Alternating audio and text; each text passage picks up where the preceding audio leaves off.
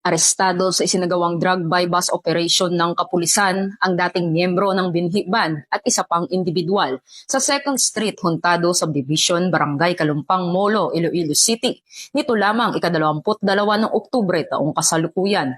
Ang mga inarestong sospek ay kinilalang sina alias Clarence, 54 anyos, residente ng nasabing lugar, at si alias Rodney, 62 taong gulang, na residente naman ng Barangay Sambagharo, Iloilo. Ayon kay Police Captain Ryan Christ Inot, officer in charge ng Molo PNP, nabili ng police pusher buyer mula sa mga sospek ang suspected shabu gamit ang 8,000 pesos bilang buy bus money.